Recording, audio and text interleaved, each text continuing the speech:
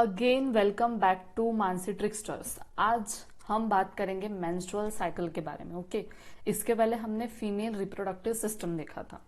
तो menstrual cycle के basic से हमें जाना है। इसमें क्या क्या इंक्लूडेड है कि व्हाट इज मेंस्ट्रुअल साइकिल।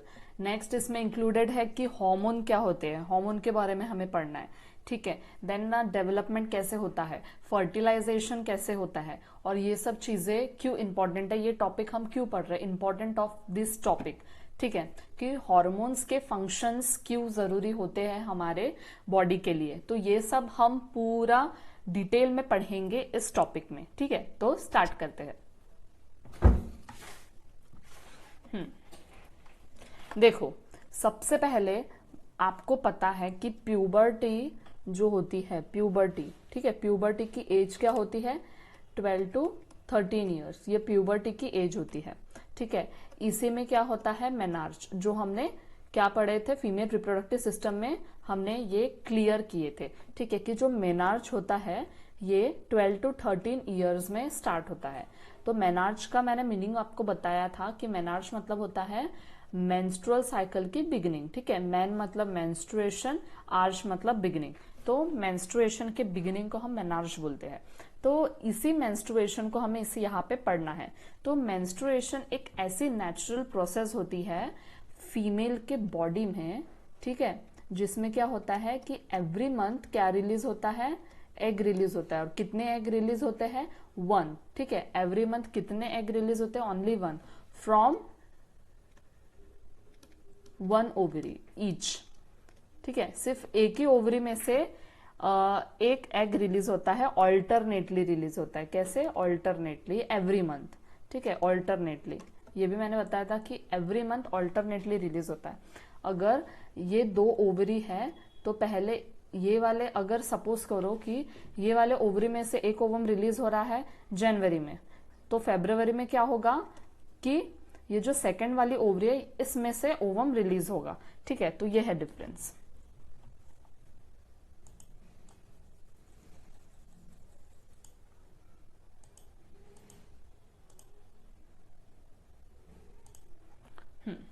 तो मेंस्ट्रुअल साइकिल जो है ये एक नेचुरल प्रोसेस होती है जो फीमेल में होती है, एंड इसकी ड्यूरेशन पीरियड क्या होती है, 28 to 30 डेज की। ठीक है, ये वेरी करती है फीमेल टू फीमेल। ठीक है, किसी में 28 डेज की होती है, नॉर्मली 28 डेज ही हम कंसिडर करते हैं इसमें। ओके, देन इसमें जो हॉर्मोन्स रिस्पॉन्सिबल होते हैं वो होते हैं FSH, LH, ठीक है, ईस्ट्रोजन एंड प्रोजेस्टेरॉन।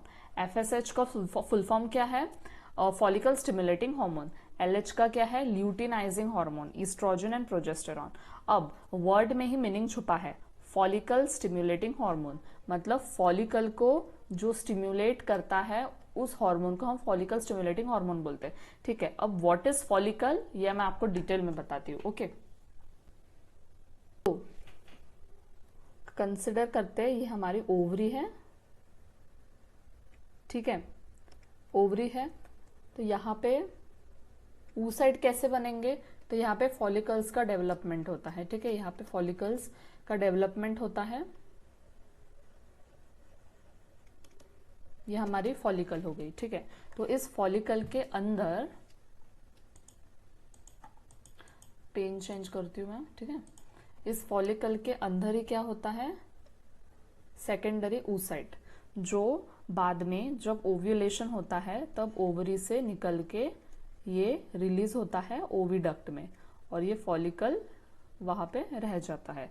इसी को हम क्या बोलते हैं, फॉलिकल। एंड ये जो एक्टिविटी करवाता है उस हार्मोन को हम बोलते हैं FSH, फॉलिकल स्टिमुलेटिंग हार्मोन। ठीक है, जो फॉलिकल का क्या करवाता है, डेवलपमेंट करवाता है। क्या करवाता है, डेवलपमेंट, या उसे स्टिम्युलेट करता है।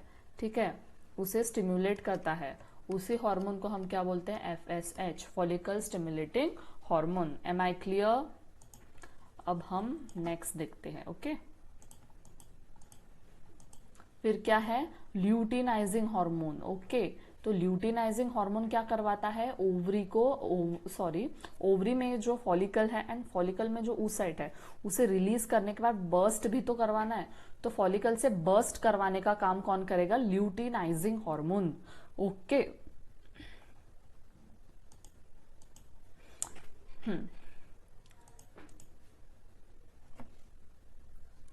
यहाँ पे दिया देखो, stimulate development of follicle in the ovary. Okay, LH का मैंने बताया कि ट्रिगर करता है ओव्यूलेशन को, मतलब ओव्यूलेशन प्रोसेस होने चाहिए, इसलिए वो उसको बिगिन करवाता है, स्टार्ट करवाता है। ठीक है, release of egg from ovary, क्या करवाएगा कि जो हमारी ये ओवरी है, ये ओवरी में से एग को रिलीज करवाता है। और रिलीज कैसे होगा, जब तक ये फॉलिकल में जो एग है वो बर्स्ट नहीं होगा, रप्चर नहीं होगा, तब तक ये एग तो निकलेगा नहीं। तो ये रप्चर करवाने का काम भी कौन करवाता है, एलएच कराता है, ल्यूटिनाइजिंग हार्मोन करवाता है। इसके आपको फुल फॉर्म लर्न होने चाहिए। ओके, और अब हम देखेंगे इस्ट्रोजन। ओके, तो ये जो इस्ट्रोजन होता है, तो oestrogen is responsible for maintaining the menstrual cycle. ठीक है, ओवरऑल मेंस्ट्रुअल साइकिल को कौन मेंटेन करता है, इस्ट्रोजन मेंटेन करता है। ओके, कौन मेंटेन करता है, इस्ट्रोजन। अब मेंटेनेंस इसका किस प्रकार से है, या वो प्रॉपर एग्जैक्टली क्या फंक्शन करता है, तो एंडोमेट्रियम। अब व्हाट इज एंडोमेट्रियम, ये भी तो एक क्वेश्चन है, तो मैं आपको सबसे पहले बताती हूँ कि एंडोमेट्रियम क्या है। ठीक है, तो ये हमारी यूट्रस है। ठीक है, तो यूट्रस में ये जो लाइन होती है, इंटरनल लाइन, इसे ही हम क्या बोलते हैं, एंडोमेट्रियम लाइन। क्या बोलते हैं, एंडोमेट्रियम लाइन। ठीक है, इसमें एंडो मतलब हो गया इंटरनल, जो अंदर की लाइन होती है। ठीक है, और एक्सो मतलब होता है एक्सटर्नल। ओके, तो एक्सटर्नल मतलब एक्सो, एंडो मतलब इंटरनल। ठीक है, तो जो यूट्रस के अंदर की लाइनिंग होती है उसकी बात कर रहे हैं।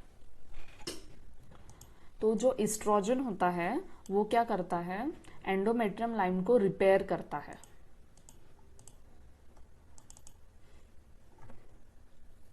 Regenerate the endometrium line. अब क्यों रीजनरेट करता है, ये पूरा डिटेल हम देखने वाले हैं।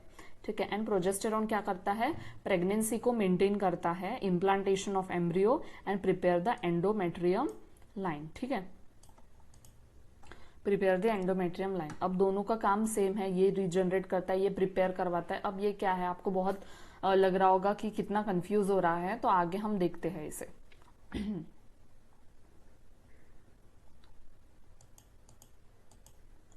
तो मैं सबसे पहले आपको एक ओवरलुक देना चाहूंगी मेंस्ट्रुएशन का, उसके बाद हम बात करेंगे। ठीक है, ये डायग्राम देखो आप।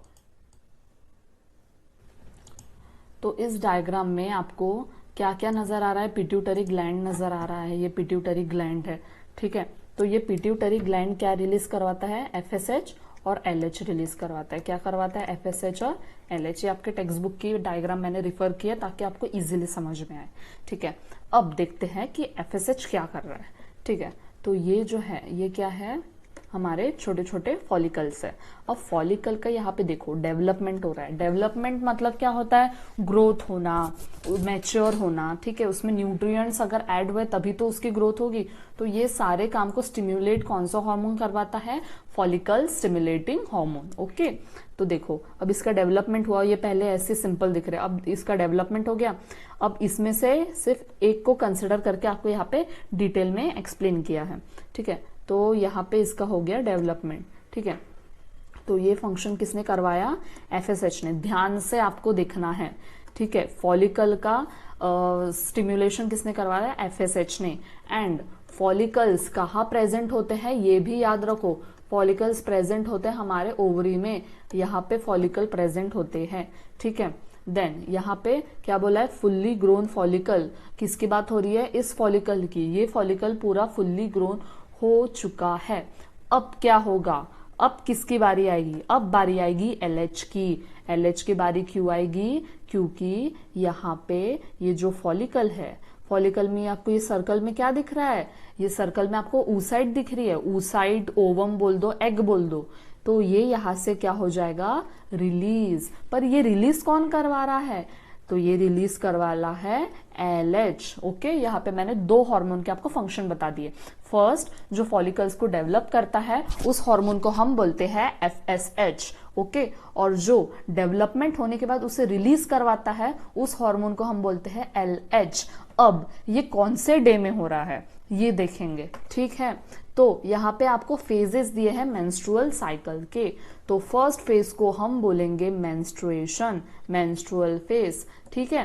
देन आता है फॉलिक्यूलर फेज। कौन सा फेज आता है? फॉलिक्यूलर फेज, जिसमें क्या होता है, ये जो एंडोमेट्रियम लाइन है ये रीजनरेट होती है। ओके, देन ओव्यूलेशन पीरियड आता है, जब ये ओवम जो है, एग जो है, ये जो रिलीज हो रहा है ये रिलीज होता है मेंस्ट्रुएशन के 14th डे में। कौन से? 14th डे में। बहुत रेड हो गया है, मैं इसे क्लियर करती हूँ, ठीक है।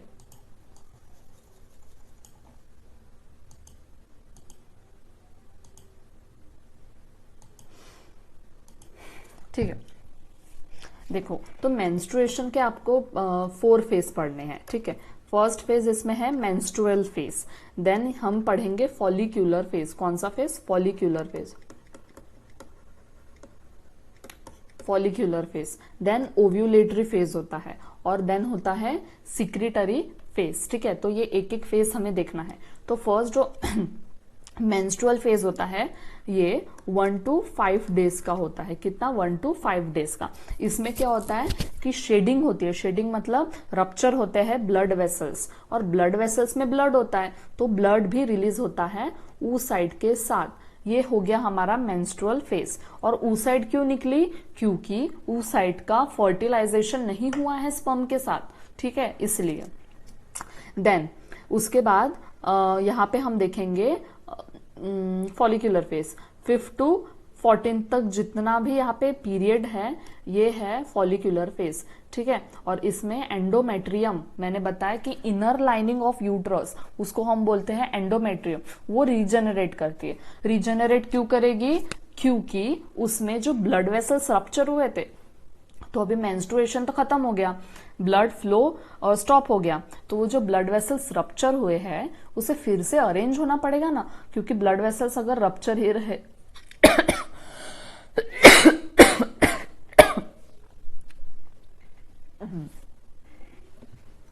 जो ब्लड वेसल्स रप्चर हुए हैं उसे रीअपियर होना पड़ेगा, क्योंकि अगर वो रीअपियर नहीं होगा तो यूट्रस की जो एंडोमेट्रियम लाइन है वो तो वैसे की वैसे ही रहेगी, वो डीजेनरेटेड ही रहेगी, ठीक है। तो उसे सुधारना है ना हमें, इसलिए वो जो एंडोमेट्रियम लाइन है वो क्या हो जाएगी? फिर से रीजनरेट हो जाएगी, ठीक है। ये जो एंडोमेट्रियम लाइन है ना ये फिर से रीजनरेट होके ऐसे थिक हो जाती है, ठीक है, थिक हो जाती है, ठीक है। और ये कौन करवाता है इसे रीजनरेट? ईस्ट्रोजन करवाता है। कौन करवाता है? ईस्ट्रोजन। अब ओव्यूलेशन पीरियड। ओव्यूलेशन पीरियड में मैंने आपको बताया कि फॉलिकल से जो oocyte होती है वो रप्चर होके बाहर निकलती है। तो ये कौन से डे में होता है? 14th डे में होता है, ठीक है। कौन से डे में होता है? 14th डे में होता है। देन उसके बाद ल्यूटियल फेज। यहाँ पे क्या? Period of secretion of glands in endometrium. जो ग्लैंड्स जो सिक्रीशंस को सिक्रीट करते हैं वो होता है ल्यूटियल फेज में। और ल्यूटियल फेज में एंडोमेट्रियम लाइन फिर से बहुत ज्यादा थिक हो जाती है। इसमें ज्यादा थिक नहीं थी, लेकिन ल्यूटियल फेज में वो और ज्यादा थिक हो गई, ठीक है। तो ये कौन करवाता है? Progesterone and oestrogen, okay.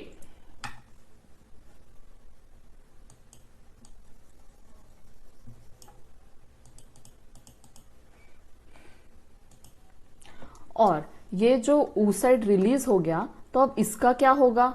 ठीक है, अब तेरा क्या होगा कालिया? तो ये फॉलिकल का क्या होगा? ये कन्वर्ट होगा कॉर्पस ल्यूटियम में। किस में कन्वर्ट होगा? कॉर्पस ल्यूटियम में ये कन्वर्ट होता है। देखो ये कॉर्पस ल्यूटियम में कन्वर्ट हुआ। अब हम देखेंगे ओव्यूलेशन एंड कॉर्पस ल्यूटियम। मैंने ओव्यूलेशन तो आपको बता दिया है कि ओव्यूलेशन जो होता है वो 14th डे में होता है, ठीक है। कब होता है? 14th day of menstrual cycle. Ovulation मतलब आपको पता है release of oocyte from the egg, उसको क्या बोलते हैं? ओव्यूलेशन, ठीक है। जो ओवरी में होता है, एग कहाँ होता है? ओवरी में। और निकलता कहाँ से है? वो फॉलिकल से रिलीज होता है, ठीक है, और कौन करवाता है, LH करवाता है, ल्यूटिनाइजिंग हार्मोन। अब कॉर्पस ल्यूटियम क्या है, तो कॉर्पस ल्यूटियम जो है ये जो फॉलिकल से oocyte निकल गए तो ये जो बचा हुआ है इसी से क्या बनता है, कॉर्पस ल्यूटियम। ओके, और कॉर्पस ल्यूटियम क्या सिक्रेट करता है, प्रोजेस्टेरॉन। क्या सिक्रेट करता है, प्रोजेस्टेरॉन। और प्रोजेस्टेरॉन क्या करेगा कि जो वो रप्चर हो गए थे ब्लड वेसल्स, फिर इस्ट्रोजन आया था, ठीक है, इस्ट्रोजन कब आया था, फॉलिकुलर फेज में। उसने क्या किया था कि ये जो एंडोमेट्रियम लाइन है उसे थिक करने की प्रोसेस वहां पे स्टार्ट की थी, किसने, इस्ट्रोजन ने। अब प्रोजेस्टेरॉन भी क्या करेगा, वहां पे थिकनिंग को बढ़ाएगा और एंडोमेट्रियम लाइन और थिक हो जाएगी। तो ये कौन करवाएगा, प्रोजेस्टेरॉन। पहले इस्ट्रोजन था, फिर प्रोजेस्टेरॉन आया, ठीक है। देन अगर अब ये हमें पता है कि ओव्यूलेशन में क्या हुआ, ओव्यूलेटरी फेज में oocyte रिलीज हो गई, oocyte 14th डे में रिलीज हो गई। एम आई क्लियर, यहां तक समझा। अब ये जो oocyte है वो वेट करेगी ना, मैंने बताया था कि ओविडक्ट में वो वेट करती है स्पर्म का, और अगर स्पर्म नहीं आया तो वो क्या करती है, कुछ डेज के बाद जो ब्लड शेडिंग होती है मेंस्ट्रुअल पीरियड में उसके साथ वो बह जाती है, बह जाना मतलब फ्लो हो जाती है, ठीक है, अगर स्पर्म वहां पे एंटर नहीं किया तो, ठीक है। तो if fertilization does not occur in 24 hours it turns into corpus albicans. और ये जो कॉर्पस ल्यूटियम है, प्रोजेस्टेरॉन सीक्रेट कर रहा है वो, बट वो कुछ दिन वेट करता है। अब 24 आवर्स ये यहाँ पे, लेकिन 24 आवर्स तक अगर स्पर्म नहीं आया तो यही कॉर्पस ल्यूटियम कॉर्पस अल्बिकन्स में कन्वर्ट हो जाता है, ओके, और इनएक्टिव हो जाता है। सबसे पहले उसने क्या किया, कॉर्पस ल्यूटियम ने प्रोजेस्टेरॉन को सीक्रेट किया और लाइनिंग को थिक करते रहा, क्योंकि प्रोजेस्टेरॉन को लगा कि अरे अब तो स्पर्म आएगा और प्रेगनेंसी मेंटेन होगी, ठीक है। बट अगर स्पर्म आया ही नहीं तो प्रोजेस्टेरॉन बोला अब बहुत हो गया, मुझे सीक्रेट नहीं होना है, अब कॉर्पस ल्यूटियम तुझे कॉर्पस अल्बिकन में कन्वर्ट होना ही पड़ेगा, मैं तो थक चुका हूं अब रिलीज होते होते, ठीक है। ऐसे होके क्या हो जाएगा कि कॉर्पस अल्बिकन जो है वो इनएक्टिव हो जाएगा कि ठीक है भैया, मैं कॉर्पस ल्यूटियम कॉर्पस अल्बिकन में अभी कन्वर्ट हो जाता हूं और इनएक्टिव हो जाता हूं, ठीक है। फिर प्रोजेस्टेरॉन का लेवल भी क्या हो जाएगा, कम, क्योंकि कॉर्पस ल्यूटियम किस में कन्वर्ट हुआ है, कॉर्पस अल्बिकन में, ठीक है।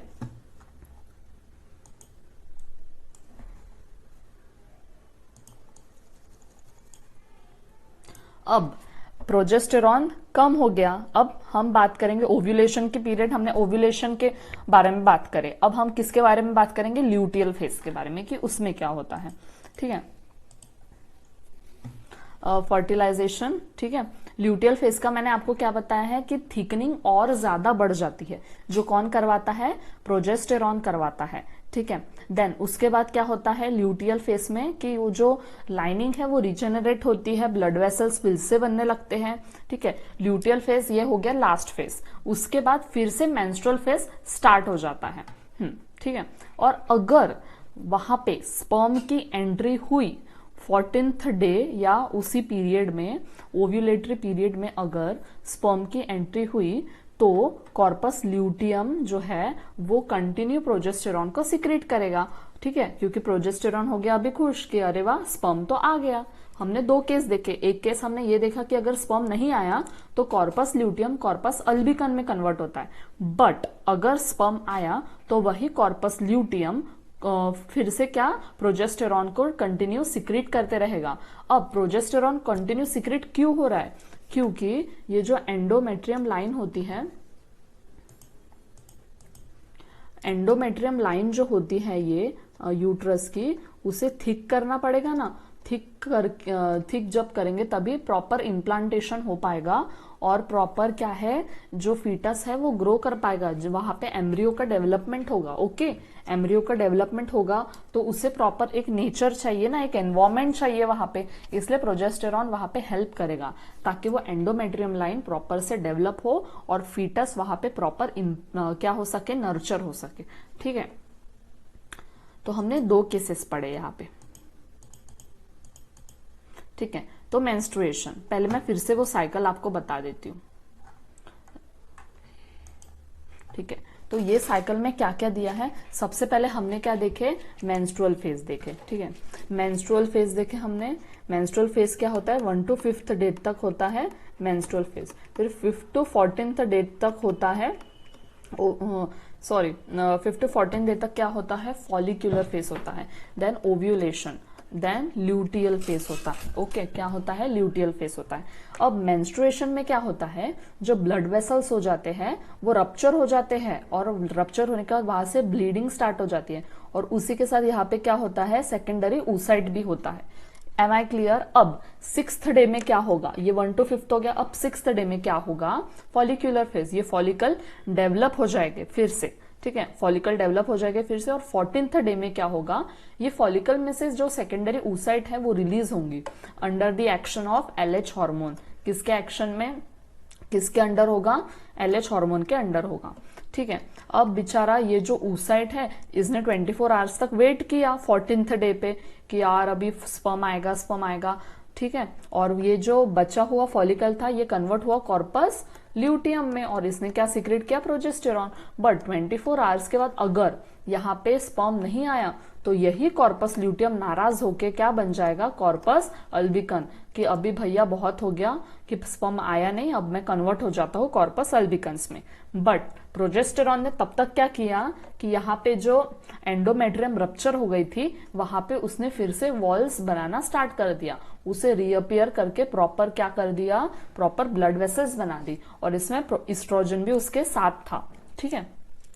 और इसी को हम बोलते हैं ल्यूटियल फेज, जिसमें क्या हुआ कि जो ग्लैंड्स थे, ग्लैंड्स सिक्रीट होने लगे, ग्लैंड्स ने अपना सिक्रीशंस दिया प्रॉपर, फिर से यहाँ पे ये जो लाइनिंग है यहाँ पे ग्लैंड्स भी प्रेजेंट होते हैं, वो भी बनना स्टार्ट हो गए, ब्लड वेसल्स बनना स्टार्ट हो गए, क्योंकि प्रोजेस्टेरॉन तो वेट कर रहा था भाई अभी स्पर्म आएगा, और इस्ट्रोजन भी बोला कि चलो मैं तुम्हारी मदद करता हूँ। फिर स्पर्म आया नहीं, फिर स्पर्म आया नहीं तो क्या हो गया कि कॉर्पस ल्यूटियम कॉर्पस अल्बिकन में कन्वर्ट हो गया कि चलो अब प्रोजेस्टेरॉन तेरा लेवल ही खत्म कर देते हैं हम, तो प्रोजेस्टेरॉन का लेवल क्या हो गया, कम हो गया। और फिर से अब क्या होगा, फिर से थिकनिंग थीन हो जाएगी, बेचारी जो एंडोमेट्रियम लाइन थी, बोला यार कि प्रोजेस्टेरॉन तू अभी तेरा लेवल कम हो गया तो फिर से मैं थिन हो जाती हूँ, क्योंकि थिकनेस के लिए रिस्पॉन्सिबल कौन था, प्रोजेस्टेरॉन रिस्पॉन्सिबल था, ठीक है। तो वो फिर से थिन हो जाएगी, फिर से ब्लड वेसल्स रप्चर हो जाएंगे, और फिर से oocyte बेचारी स्पर्म का वेट करते करते थक गई और ब्लड के साथ वो फ्लो हो गई, ठीक है। तो ये हो गया मेंस्ट्रुएशन,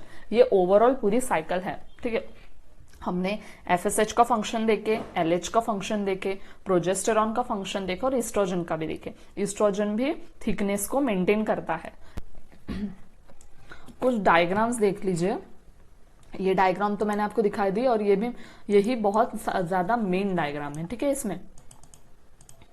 अब नेक्स्ट डायग्राम ये, ठीक है, ये है फेजेस ऑफ मेंस्ट्रुअल साइकिल, ठीक है। तो इसमें देखो आप यहाँ पे ये जो मेंस्ट्रुएशन है इसमें ब्लड शेडिंग होती है, ठीक है, ब्लड रिलीज होता है। देन हमने देखे फॉलिक्यूलर फेज, देखो फॉलिक्यूलर फेज में क्या हो गया, ब्लीडिंग कम हो गई तो थिकनेस फिर से बढ़ गई वॉल की, ठीक है। देन उसके बाद ओव्यूलेशन फेज, इसमें क्या होता है, देखो यहाँ पे छोटा सा आपको ओवम नजर आ रहा है, तो यहाँ पे वो क्या कर रहा है, वेट कर रहा है स्पर्म का। उसके बाद क्या हुआ कि ये जो ल्यूटियल फेज है, ल्यूटियल फेज में क्या हो गया, ओवम जो होता है वो सामने आ जाता है, एंड ये जो थिकनेस है ये कंटिन्यू थिक होते जाती है, ठीक है, क्योंकि प्रोजेस्टेरॉन तब प्रेजेंट होता है। बट प्रोजेस्टेरॉन वेट करते करते थक जाता है, एंड देन क्या होता है कि कॉर्पस ल्यूटियम कॉर्पस अल्बिकन में कन्वर्ट हो जाता है। तो फिर से कन्वर्ट हो गया तो थिकनेस जो है वो कम हो जाएंगे, और फिर से यूट्राइन वॉल जो है, एंडोमेट्रियम वॉल, वो फिर से थिन हो जाएगी, ओके, और फिर से मेंस्ट्रुएशन हो जाएगा। तो ये पूरी ओवरऑल साइकिल दी है, ठीक है। और यहाँ पे फेजेस दिए कि 1 to 5 में मेंस्ट्रुएशन होता है, फिर 6 से 14 तक फॉलिक्यूलर फेज होता है, and 14th day ovulatory phase होता है, ठीक है। और उसके बाद ये ओव्यूलेटरी फेज होता है और ये पूरा ओव्यूलेशन का पीरियड होता है। पर 14th डे में ओव्यूलेशन होता है, मतलब जो एग है वो रिलीज होता है ओवरी से, ठीक है। देन उसके बाद ये जो 14 से जो 19 तक आपको दिया है, ये ओव्यूलेशन का पूरा पीरियड होता है। देन 20 से हम बात करेंगे 28 तक, तो ये पूरा ल्यूटियल फेज होता है, ठीक है। तो ऐसे फेजेस होते हैं और इसके डेज दे हैं। हॉर्मोन्स के बारे में भी हमने पढ़ लिया। अब देन ये देखो, यहाँ पे हॉर्मोन्स का लेवल दिया कि कौन से हार्मोन कब पीक पे होते हैं और कब डिक्लाइन होते हैं, ठीक है। हम डायग्राम को अच्छे से समझ लेते हैं कि देखो ये जो है ये यहाँ तक 5th डे, ये हो गया मेंस्ट्रुएशन, मेंस्ट्रुअल पीरियड है। तो मेंस्ट्रुअल पीरियड में क्या हो जाता है, ये पर्पल में ईस्ट्रोजन है, ईस्ट्रोजन का लेवल भी ड्रॉप, सारे हार्मोन के लेवल ड्रॉप हो जाते हैं, इसलिए यहाँ पे ब्लड शेडिंग होती है। Am I clear? फिर होता है फॉलिक्यूलर फेज। फॉलिक्यूलर फेज में एफएसएच का जो हार्मोन है ये धीरे धीरे इंक्रीज होता है, ठीक है, धीरे धीरे इंक्रीज हो रहा है क्योंकि क्या करना है, फॉलिकल को स्टिमुलेट करना है इसलिए। और प्रोजेस्टेरॉन भी इंक्रीज होता है। अब मुझे बताओ कि प्रोजेस्टेरॉन यहाँ पे इंक्रीज क्यों हो रहा है?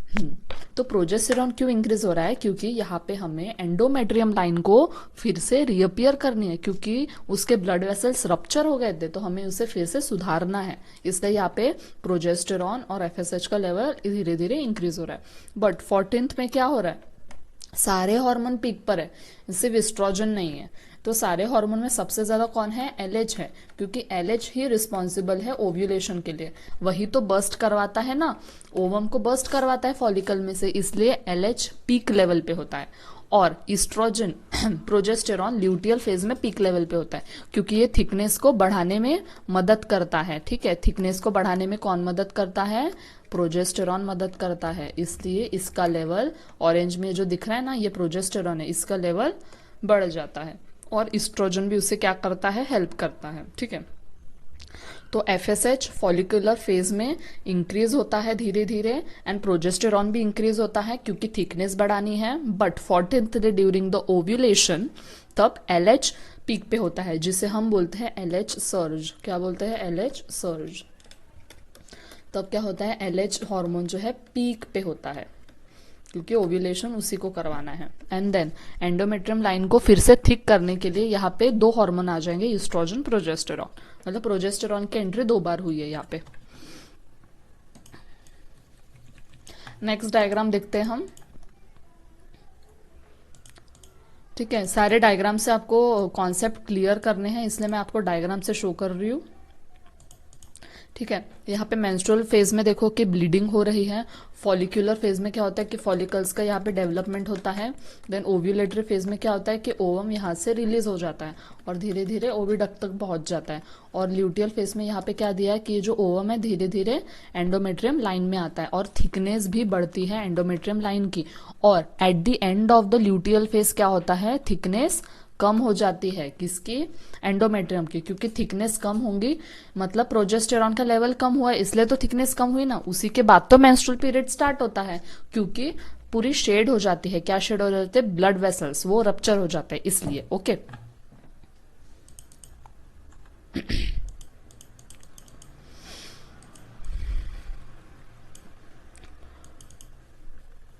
ये भी मैंने आपको समझा दिया कि कॉर्पस ल्यूटियम जो होता है वो इनएक्टिव हो जाता है एंड ईस्ट्रोजन प्रोजेस्टेरॉन का लेवल ड्रॉप हो जाता है। मेंस्ट्रुएशन में, मेंस्ट्रुअल पीरियड में मैंने बताया कि ऑलमोस्ट सारे हार्मोन का जो लेवल है वो ड्रॉप हो जाता है। Then endometrium break and sheds, ये भी बताया कि ब्लड वेसल्स रप्चर हो जाते हैं एंड रिजल्टिंग मेंस्ट्रुएशन। किसी को 5 days की ब्लीडिंग होती है और किसी को 3 दिन की होती है। ओके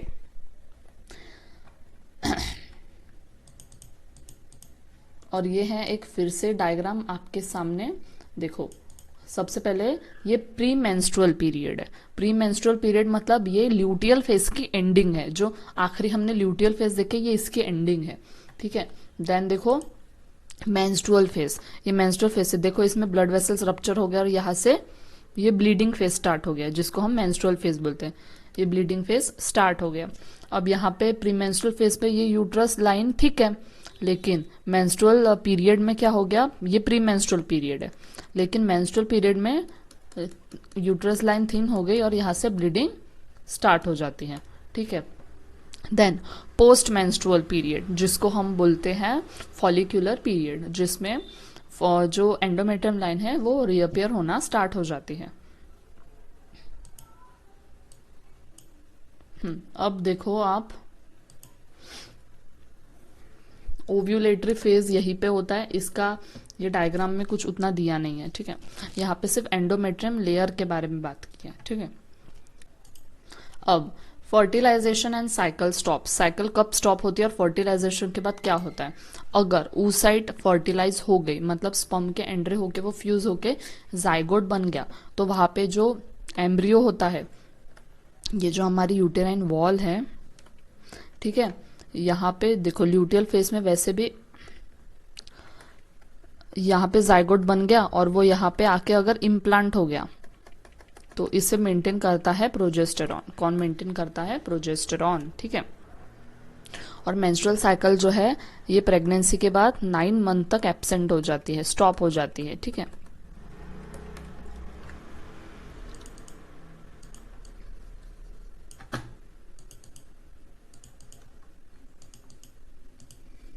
ये स्पर्म है जिसकी एंट्री हो रही है oocyte के अंदर, तो एक स्पर्म एंटर करता है, okay. Importance of personal care, okay. तो इम्पॉर्टेंस क्या है मेंस्ट्रुअल साइकिल के बाद, हमें हमारी पर्सनल केयर कैसे करनी चाहिए फीमेल्स ने, उसके बारे में मैंने छोटा सा इंस्ट्रक्शन डाला है इसमें, ओके। तो मेंस्ट्रुअल पेन जो होता है, मेंस्ट्रुअल पीरियड के टाइम पे बहुत ज़्यादा क्रैम्पिंग होते हैं, ओके। तो ये बहुत वीकनेस आना, फटीग, ये बहुत कॉमन है। जैसे बहुत ज़्यादा वीकनेस आ जाती है, चलना नहीं होता है और हम कुछ काम नहीं कर पाते, कंसंट्रेशन लो हो जाता है, ठीक है। तो ये सब बहुत एक कॉमन सिम्टम्स देखने को मिलते हैं जब मेंस्ट्रुअल पीरियड होते हैं तब, ठीक है। और क्या बोला है कि high risk of infection during this time, इस वक्त पे जब मेंस्ट्रुअल पीरियड स्टार्ट होते हैं तो बहुत ज़्यादा हाई रिस्क होता है इन्फेक्शन के, क्योंकि इम्यूनिटी लो हो जाती है और सारे हार्मोन क्या हो जाते हैं? ड्रॉप हो जाते हैं। Specially LH, FSH, oestrogen, progesterone, ये चारों हार्मोन थोड़े ड्रॉप हो जाते हैं, ठीक है। As compare to the other phase, menstrual phase में ये सारे हार्मोन्स के लेवल कम हो जाते हैं। एंड हमें पर्सनल हाइजीन की भी बहुत ज़रूरी है, क्योंकि इन्फेक्शन के चांसेस रहते हैं, बैक्टीरिया अटैक कर सकते हैं बॉडी में, ठीक है। थ्रू वजाइना बैक्टीरिया एंटर कर सकते हैं, तो हमें पर्सनल केयर करनी चाहिए, हाइजीन प्रॉपर मेंटेन करना चाहिए, ओके।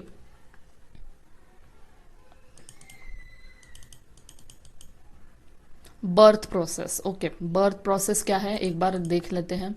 तो पार्चुरेशन, पार्चुरेशन को ही हम बर्थ प्रोसेस बोलते हैं, ठीक है। तो यहाँ पे कौन सा हार्मोन मेंशन किया है? ऑक्सीटोक्सिन। इसके बारे में आपने कभी सुना नहीं होगा, बट ये जो ऑक्सीटोक्सिन है ये पिट्यूटरी ग्लैंड से रिलीज होता है, क्योंकि ये क्या करता है? फीटस, जो फीटस है उसका डेवलपमेंट करवाता है, ठीक है। जाइगोट के बाद की स्टेज कौन सी होती है? फीटस, ठीक है। इतना याद रखो, ठीक है, कि फीटस को डेवलप करने के लिए कौन सा हार्मोन रिस्पॉन्सिबल होता है? ऑक्सीटोक्सिन, ठीक है। और उसके बाद ये जो कॉन्ट्रैक्शन होता है, क्योंकि डिलीवरी के टाइम पे यूट्रस कॉन्ट्रैक्ट होती है, तभी तो बेबी को वहां से निकाला जाता है, तो उसको कॉन्ट्रैक्ट करने के लिए भी ऑक्सीटोक्सिन रिस्पॉन्सिबल होता है, जिसे हम बोलते हैं पार्चुरेशन, ठीक है।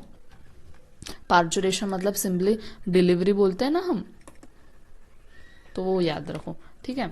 तो हमने मेंस्ट्रुअल साइकिल पूरी पढ़ ली है, और जिसको भी डाउट है मेंस्ट्रुअल साइकिल में, आप मुझे कमेंट बॉक्स पे बता सकते हो। अगर कोई भी पॉइंट आपको नहीं समझ में आया तो आप मुझे कमेंट पे बता सकते हो, मैं आपको फिर से एक्सप्लेन करने की ट्राई करूंगी।